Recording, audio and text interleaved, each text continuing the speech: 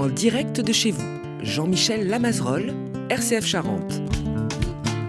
Bonjour à toutes et à tous, bienvenue dans En direct de chez vous. Aujourd'hui, En direct de chez vous, c'est déplacé dans le sud Charente. Nous sommes à Poulignac et le Père Morin va nous expliquer où nous sommes et pourquoi nous sommes là. Nous allons, comme lui le fait à travers ses livres, découvrir du petit patrimoine. Mais quand je dis petit, c'est juste un mot, parce que vous allez voir que ce que nous allons découvrir, notamment au niveau de l'endroit où nous sommes, Poulignac, qui est un village d'une centaine d'habitants, où nous avons d'ailleurs été très bien accueillis par monsieur Pierre Bonneau, qui est adjoint au maire et qui nous a ouvert les portes de l'église et de la mairie pour découvrir des petites merveilles. Donc ce petit patrimoine n'est pas si petit et il est vraiment très intéressant. Cher Laurent Morin, bonjour. Bonjour Jean-Michel. Et bonjour. Où nous trouvons-nous ? Alors oui, ce petit village de Poulignac, il est, on va dire, dans un triangle entre Blanzac, Montmoreau et Brossac.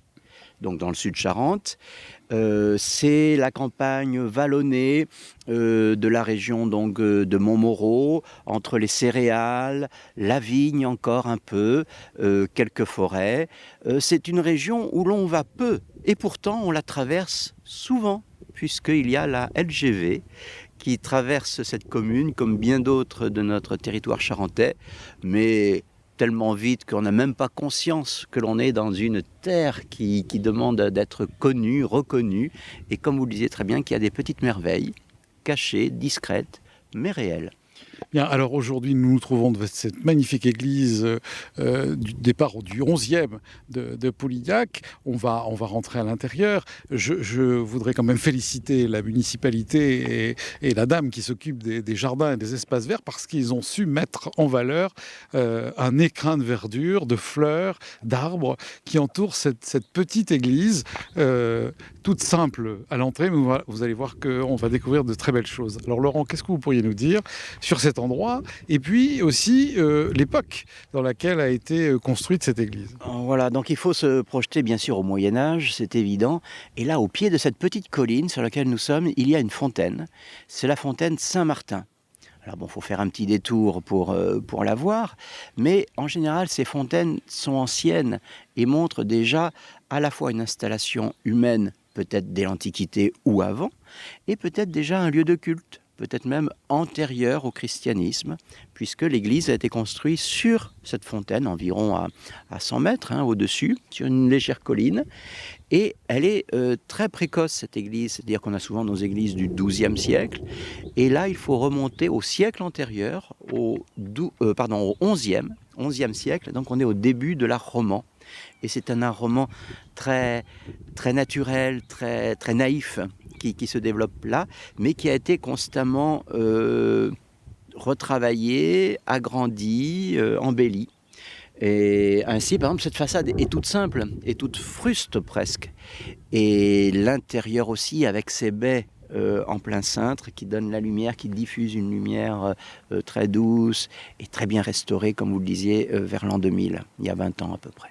Oui, on a vu les travaux. D'ailleurs, il va y avoir des panneaux, nous a dit monsieur Bonneau, adjoint au maire, pour expliquer, plastifiés, immenses, qui reprennent, parce qu'on va voir, il y a des fresques à l'intérieur, qui reprennent ces fresques.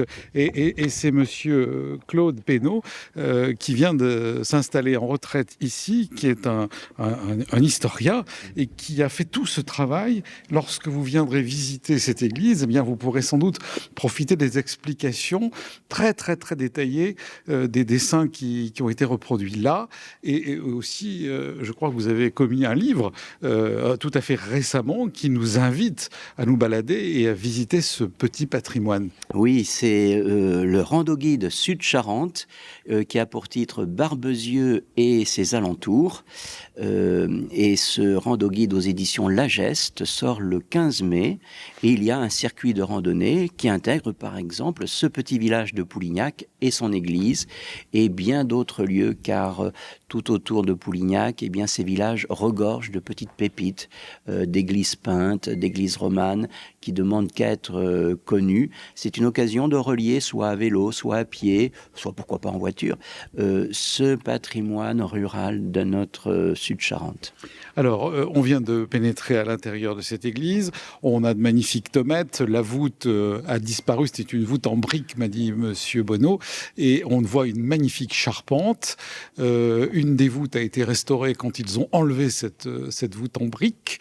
Et on débouche petit à petit devant la merveille qui est le chœur, avec un très beau rétable que vous allez nous expliquer avec un chemin de croix très moderne, puisque nos architectes, soit Monsieur Donnevant, soit Monsieur Villeneuve, ont comment dire, aimé changer un peu, mettre du moderne dans de l'ancien pour donner, comme on dirait dans l'Église, de l'aujourd'hui à la foi et à l'expression de cette foi sur les murs de nos vieilles églises. Alors, je vais me mettre là à côté de vous, ça sera plus simple. Dites-moi, pour ceux et celles qui nous écoutent, ce que nous pouvons découvrir ici, dans cette petite église de Poulignac. Alors, nous sommes entrés dans la nef, tout d'abord, la nef de l'église, comme vous le disiez, qui est aujourd'hui sans ses voûtes, mais avec une belle charpente qui a été bien mise en valeur.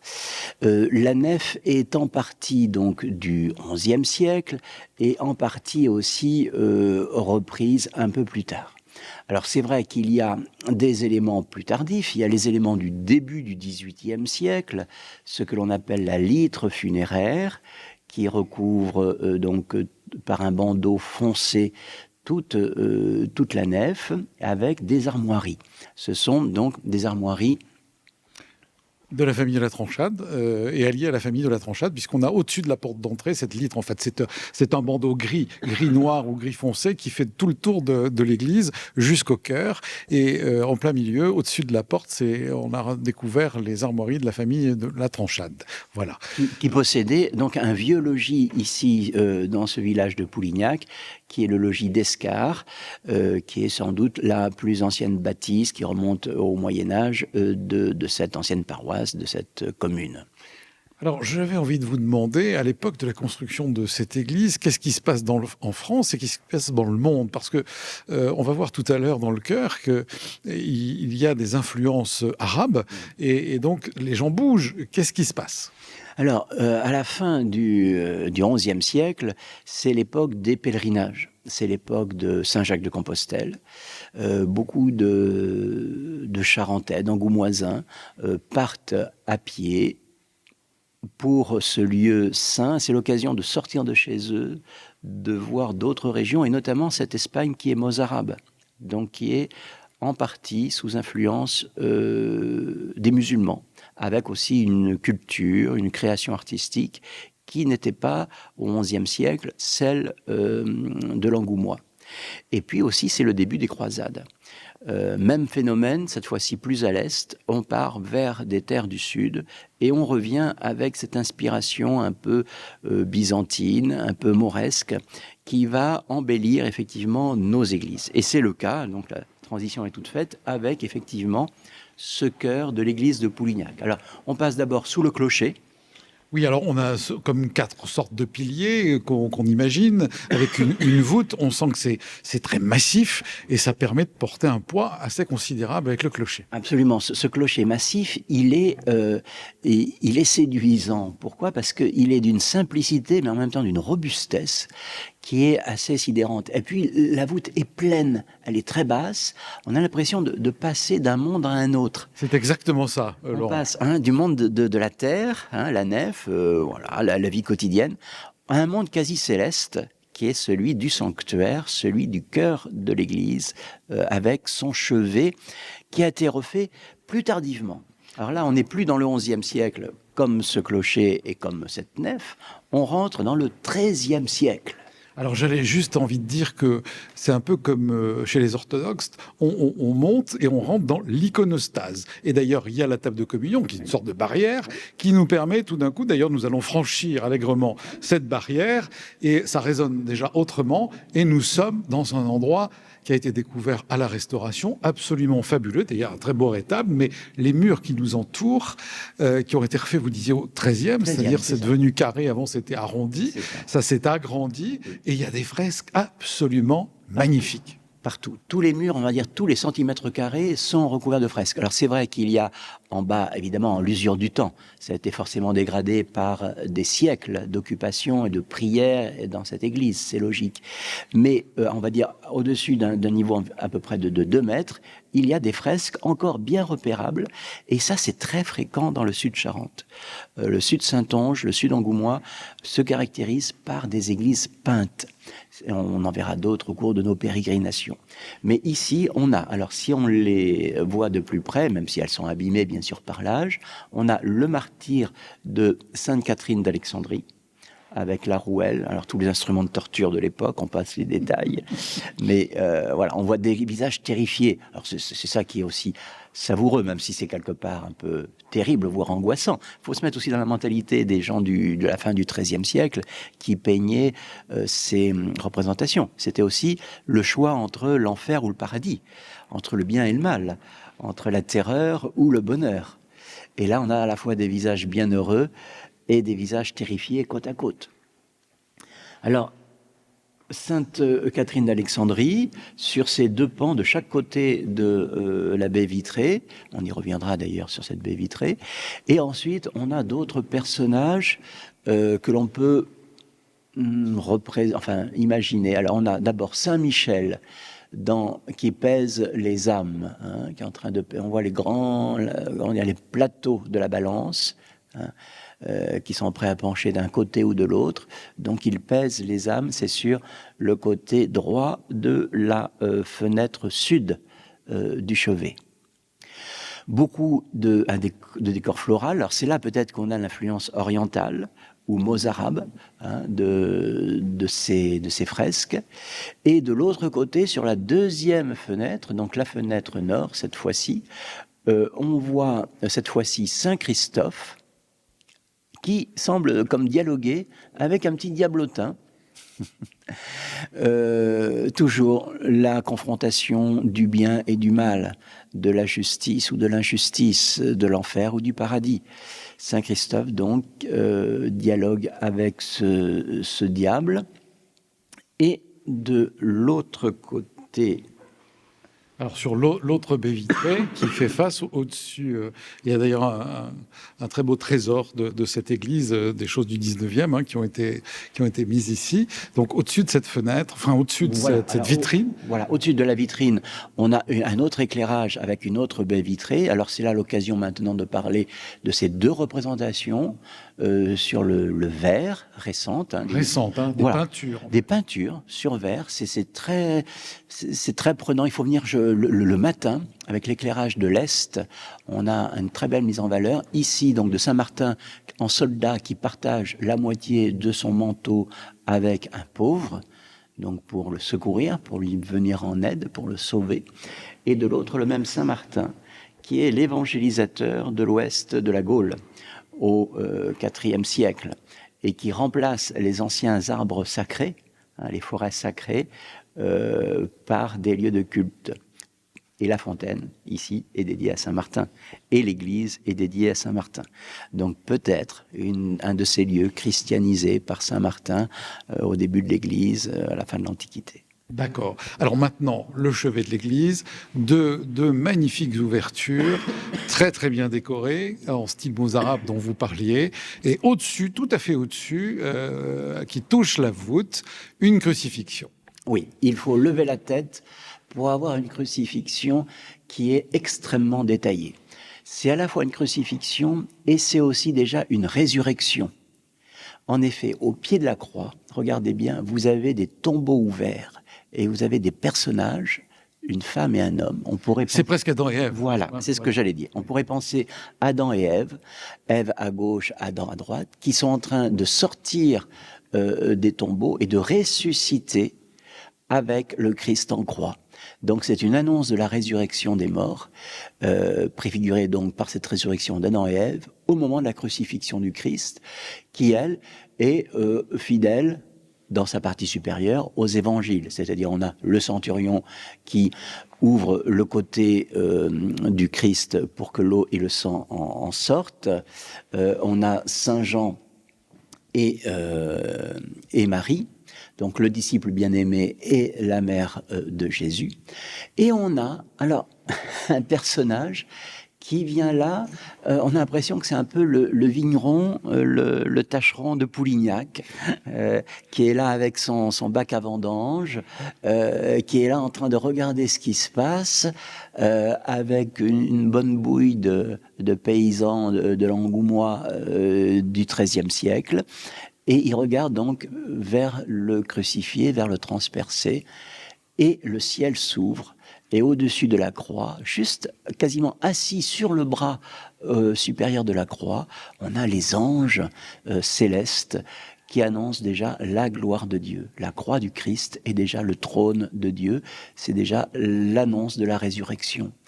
Et de chaque côté, de part et d'autre, on a les deux autres crucifiés, le bon et le mauvais larron, crucifiés de part et d'autre, donc de Jésus. Et les anges tout à fait ronds qui tiennent un la lune, l'autre le soleil. L'ange, le bon larron en blanc et sans doute le mauvais larron en brun. Mais on vous invite à venir visiter cette église. Le rétable a été très très très bien restauré et c'est un ensemble absolument magnifique et très très réussi. Voilà. Tout simple, mais touchant, avec de belles créations contemporaines, comme on le disait, notamment donc ce chemin de croix, notamment aussi l'environnement de l'église. Voilà, c'est un lieu qui se laisse savourer comme une petite pépite, un petit sucre d'orge, voilà. Architectural, hein. Attention de ne pas s'y casser les dents. Il ne faut pas goûter avec les dents, mais avec l'esprit et les yeux ouverts et les oreilles aussi, en faisant silence. Et le travail du verre donne une magie au lieu absolument extraordinaire. On vous invite tous à venir à Poulignac. Et on va continuer notre balade. Alors, toujours dans notre balade en Sud-Charente, nous avons fait 8 kilomètres.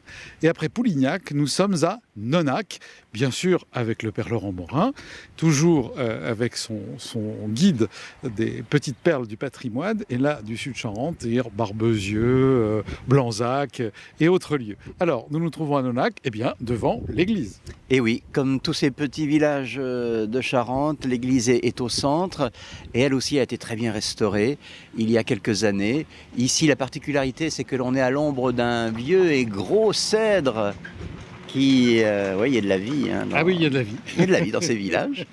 À l'ombre d'un vieux et gros cèdre qui est au sud de l'église, et qui est assez remarquable. Voilà, sur une petite hauteur aussi, puisque après, on descend vite dans une vallée où se trouve le logis de la Léotardie, qui est un des très beaux logis charentais du XIIIe siècle. Et un peu plus loin, à 4 km d'ici, même pas 3 km, l'abbaye du Bournay, qui était une ancienne abbaye bénédictine. Donc il faut s'imaginer nos pèlerins du Moyen-Âge qui étaient ici entre l'abbaye du Bournay, donc cette abbaye qui allait leur donner le gîte, le couvert, l'hospitalité.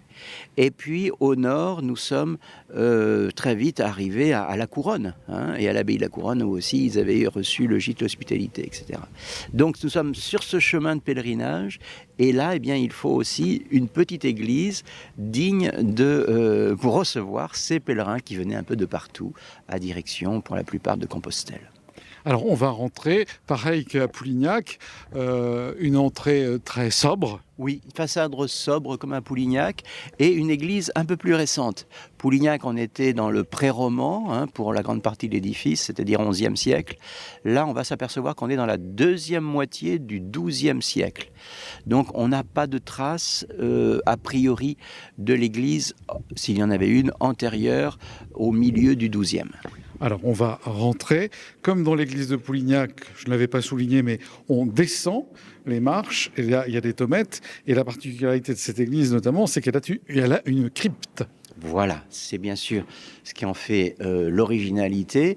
En plus d'avoir un vaste transept roman et une large abside qui est éclairée là aussi par des arcades en plein cintre, une abside qui est un peu désaxée d'ailleurs par rapport à la nef.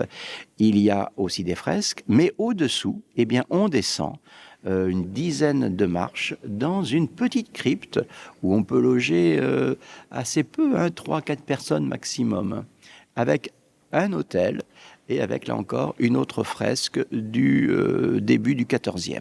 Alors on descend, je vous précède parce que ça n'est pas large et il faut baisser la tête pour rentrer dans cette crypte. C'est vraiment un peu gym, là, vous voyez. Je suis obligé de me baisser vraiment et vous devez l'entendre au son. On a un son plus mat et effectivement, je découvre en même temps que vous à l'antenne ce petit endroit voûté, très bas, hein, ça fait moins de 2 mètres de haut, et au fond, ce petit hôtel carré avec une fresque sur l'hôtel. On est vraiment là à la source du christianisme, j'allais dire, hein, à la base, et avec cette très belle crucifixion qui est peinte au fond de la crypte. Voilà, à la fois on est sur un style quasiment paléo-chrétien des origines du christianisme, et pourtant nous sommes dans une crypte du XIIe siècle, donc du cœur de l'époque médiévale, hein, de l'époque de la cathédrale d'Angoulême, de l'époque de nos grandes églises,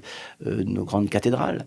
Et effectivement, une fresque plus tardive, cette crucifixion que l'on peut dater, moi je daterais plutôt du XIVe siècle, première moitié XIVe, avec un Christ à la fois de souffrance et en même temps de paix. On le sent accablé, résigné, mais avec quand même une force dans le regard, dans l'expression.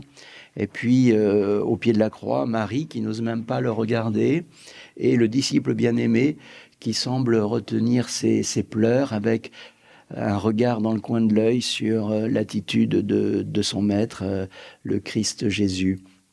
Et de chaque côté, comme à Poulignac, eh bien, sont crucifiés le bon et le mauvais larron.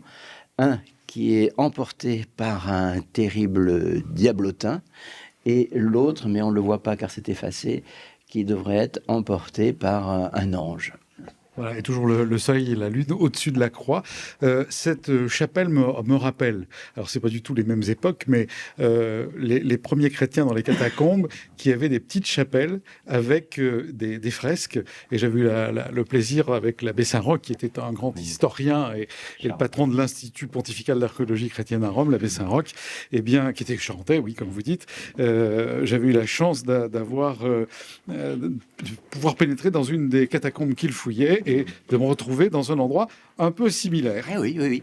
Et alors, on peut peut-être... Mais là c'est une question, hein, une hypothèse. Imaginez qu'avant cette crypte du XIIe siècle, il y avait peut-être déjà un lieu de dévotion plus ancien dans ce lieu de Nonac. Bon, alors là, c'est presque de la spéléologie, hein, que je vous interviewe en tenant mon micro vers le bas et vous remontez les marches. Ça y est, nous sommes maintenant dans l'église et on va passer sous le clocher, là encore. C'est beaucoup plus vaste qu'à Poulignac. Les chapiteaux sont très joliment sculptés. Il y a une voûte récente en bois qui a été mise dans la nef. Et là, nous passons sous le clocher, où il y a l'autel pour la célébration actuelle, et nous allons passer dans le cœur de l'église. Avec comme originalité, c'est que là, on a fait le choix de passer effectivement par la croisée des transepts, mais on aurait pu faire le choix de passer par 4 passages qui sont dissimulés dans l'épaisseur du mur, entre les 4 piliers qui tiennent le clocher, et sa belle coupole sur pendentif du XIIe siècle, et puis les bras du transept. Donc on peut circuler, si on ferme l'espace du sanctuaire, on peut passer sans problème de la nef au bras sud du transept, au bras nord du transept, et même... Alors là, j'allais dire... Oui. Jusqu'au chœur, vous entendez ici, parce qu'on est sous une petite voûte. Exactement. C'est le passage de service, finalement. Oui, un peu. Un peu, pour se rendre ici, dans ce lieu qui devait être davantage un lieu de dévotion, de méditation, ce qu'il est d'ailleurs aujourd'hui, avec au-dessus encore une belle fresque, même si malheureusement elle est en partie effacée, on y voit encore de beaux témoignages de beaux restes. Magnifique, avec sans doute, vous le disiez tout à l'heure quand on a visité l'église avant de commencer l'émission, un Christ Pantocrator. Oui. Et j'allais dire que presque le génie, c'est de le deviner plus que de le voir. Oui, Il a voilà. une présence par son absence. Et oui, on le devine, on voit des morceaux, des éléments, et on peut, comme un pulse, on reconstitue un pulse avec des pièces manquantes, mais ici, dans cette grande mandorle, en majesté, on peut s'imaginer effectivement ce Christ Pantocrator qui était quasiment sur tous les culs de four de nos voûtes des absides romanes. Et tout autour, comme un grand bandeau qui se développe, avec à gauche, donc au nord, des représentations de la nativité du Christ, donc c'est l'incarnation de Dieu dans le Christ, qui est portée par Marie, avec l'adoration des mages, au pied de l'enfant Jésus, les 3 rois mages. Et de l'autre côté, alors au centre, bien sûr, la croix de la rédemption, la croix du ressuscité déjà, comme à Poulignac aussi, et comme dans la crypte. Et de l'autre côté, eh bien, les heures de la passion. On voit un Christ arrêté, emprisonné, souffrant, du côté sud de la croix, dans cette fresque que l'on peut aussi dater peut-être fin 13e, oui, 13e siècle peut-être.